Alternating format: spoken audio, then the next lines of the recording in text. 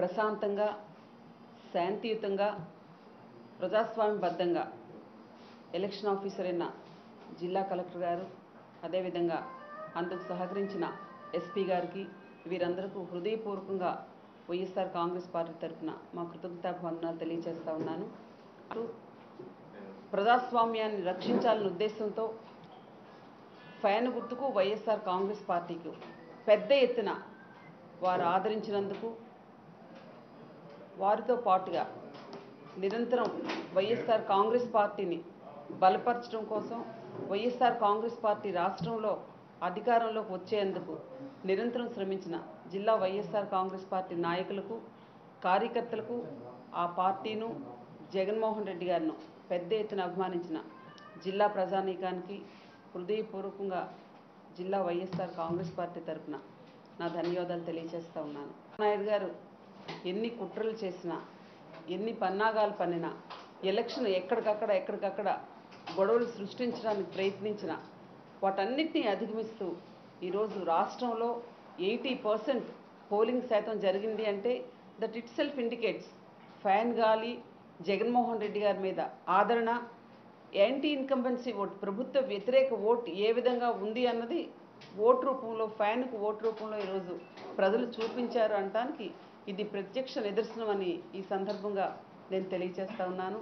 ఈరోజు రాష్ట్ర ప్రజలు చంద్రబాబు నాయుడు గారికి రాజకీయ వీడ్కోలు పలికారు అన్నది నా వ్యక్తిగత అభిప్రాయం. ఇంకా there is no doubt in it. రాష్ట్ర ప్రజలు చంద్రబాబు నాయుడు గారికి ఇవే ఆఖరి ఎన్నికలు, ఇదే మా రాజకీయ వీడ్కోలు అని ఓటు రూపంలో ఈరోజు రాష్ట్ర ప్రజలు వారికి చూపించారు. అఫ్కోర్స్ అది నిశ్చిప్తంగా ఉంది ఈవీఎంస్లో. రేపు May 23 ఓపెన్ చేసిన తర్వాత మనకి ఎంత పెద్ద ఎత్తున ఈరోజు రాష్ట్ర ప్రజానీకం వైఎస్ఆర్ కాంగ్రెస్ పార్టీని ఆదరించారు అన్నది మనకు తెలుస్తుంది. ఇంకొక సంతోషమైన విషయం ఏంటంటే నేను జిల్లా వైఎస్ఆర్ కాంగ్రెస్ పార్టీ అధ్యక్షురాలుగా మొన్న అన్నాను 2019 రిజల్ట్ విల్ బి రిపీటెడ్ అని మొన్న ప్రెస్ మీట్లో అన్నాను. బట్ నిన్న ఎన్నికలు జరిగిన తర్వాత నేనేమంటానంటే నేను వైఎస్ఆర్ కాంగ్రెస్ పార్టీ అధ్యక్షురాలుగా జిల్లాలో ఆల్ టైమ్ రికార్డ్ సృష్టిస్తాము. దీన్ని ఎవరూ మార్చలేరు. 10కి 10 అసెంబ్లీ స్థానాలు, దీంతో ముడిపడి ఉన్న 3 పార్లమెంట్ స్థానాలు కూడా వైఎస్ఆర్ కాంగ్రెస్ పార్టీ చేజెక్కించుకుని ఆల్ టైమ్ రికార్డ్ సృష్టిస్తుంది. మనం చూసాం గడిచిన 2 రోజుల్లో చంద్రబాబు నాయుడు గారు ఏ విధంగా బ్యాలెన్స్ తప్పారు, ఎట్లాంటి ఫ్రస్ట్రేషన్లో ఉన్నారు వారు. స్టేట్ ఎలక్షన్ కమిషనర్ కలిసి వారు వినిపించే వాదన కానీ నిన్న 12-1 ఆ టైంలో వారు ఏమంటున్నారు అంటే బ్యాలెన్స్ లేని విధంగా తెలుగుదేశం పార్టీ కానీ మీట నొక్కితే ఆ ఓటు వైఎస్ఆర్ కాంగ్రెస్ పడిపోతుందని ఎంత బలహీనమైన మాటలు, ఎంత దిగజారుడు మాటలు, ఎంత చౌకబారు మాటలు ఒక ముఖ్యమంత్రి స్థాయిలో ఆయన స్థాయిలో మాట్లాడే విధంగా కాకుండా ఫ్రస్ట్రేషన్ గురై బ్యాలెన్స్ తప్పి ఏ విధంగా వారు వ్యవహరిస్తున్నారన్న తీరును రాష్ట్ర ప్రజానీకం గమనించారు.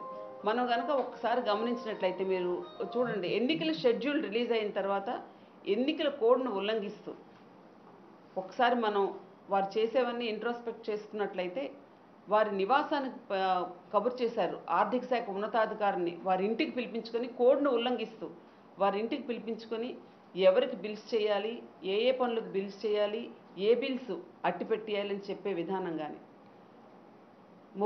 మొబిలైజేషన్ అడ్వాన్స్ కలెక్ట్ చేయడం కోసం రెగ్యులర్ బిల్స్ని ఆపేసి కాంట్రాక్ట్స్కి మీరు బిల్ ఇవ్వండి, కాంట్రాక్టర్స్కి నీరు చెట్టు పనులకు మీరు బిల్ ఇవ్వండి, ఎన్నికల పథకాల కోసం మీరు బిల్స్ ఇవ్వండి అని అధికారులకు చెప్పే విధానం.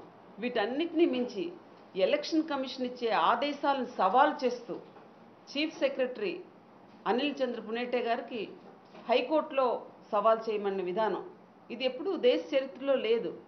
అదేవిధంగా ఒక ముఖ్యమంత్రి స్టేట్ ఎలక్షన్ కమిషనర్ దగ్గరికి వెళ్ళి ఆర్గ్యూ చేయటం, వారిని బెదిరించడం అన్నది కూడా it was the first time in the Indian history, political హిస్టరీలో it was the first time. అయితే ఇవన్నీ ఎందుకు జరుగుతున్నాయంటే కేవలంగా ఓటమి భయంతో ఈరోజు రాష్ట్ర ప్రధానికం తెలుగుదేశం పార్టీని భూస్థాపితం చేయడానికి వారు నిర్ణయించుకున్నారు. ఎందుచేతనంటే దానికి ప్రత్యామ్నాయంగా ఒక అజేయమైన శక్తిగా వైఎస్ఆర్ కాంగ్రెస్ పార్టీ జగన్మోహన్ రెడ్డి గారి నాయకత్వం విలువలకు విశ్వసనీయతకు పెద్ద పీట వేస్తూ ఈ కుటుంబం అయితేను ఈ నాయకుడైతేను ఏదైతే ఎన్నికల మేనిఫెస్టోలో ఇచ్చారో తూచా తప్పకుండా వారి తండ్రి గారైన దివంగత వైఎస్ రాజశేఖర రెడ్డి గారు ఏ విధంగా ఆ రోజు రాష్ట్రానికి రామరాజ్యాన్ని అందించారో మరలా రామరాజ్య సాధన అనేది ఈ వ్యక్తితోనే జరుగుతుందని ఆంధ్ర రాష్ట్ర ప్రజానీకం 5 కోట్ల మంది సంపూర్ణంగా విశ్వసించారు.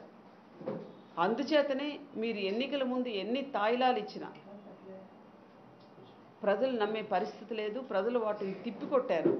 ఇవన్నీ ఎన్నికలను దృష్టిలో పెట్టుకుని ఇచ్చిన తాయిలాలే, వీటిని మేము విశ్వసించడం లేదు, జగన్మోహన్ రెడ్డి గారి మాటను విశ్వసిస్తున్నాం, జగన్మోహన్ రెడ్డి గారి విశ్వసనీయతను నమ్ముతున్నాం, వారు ఏ మాట ఇస్తే ఆ మాట మీద నిలబడి ఉంటారని మాకు సంపూర్ణమైన విశ్వాసం ఉంది అనే విధంగా ఈరోజు రాష్ట్ర వ్యాప్తంగా ఫ్యాన్ గాలి పరిధులు లేని స్పీడ్తో పరిగెత్తింది.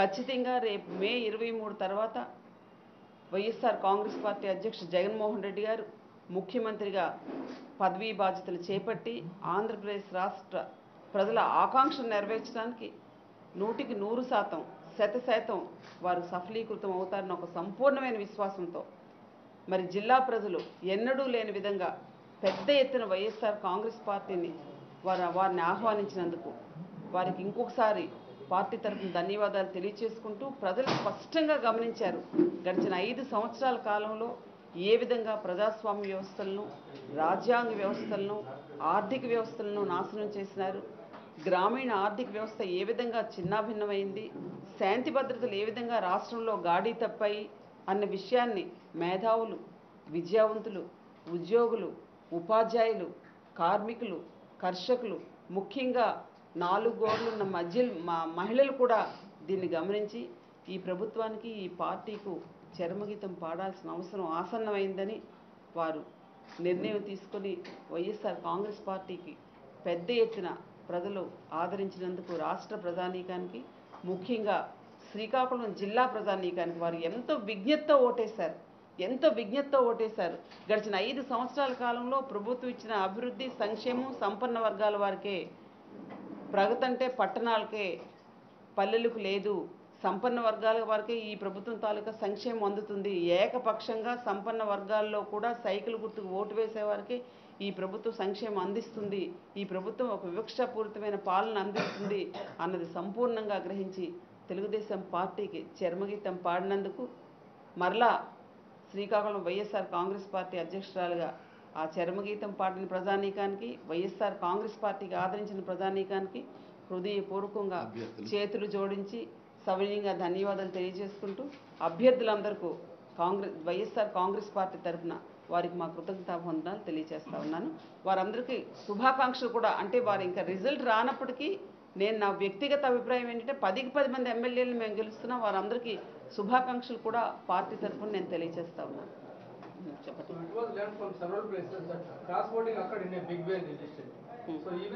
There is no doubt in it. No cross voting has been done yesterday.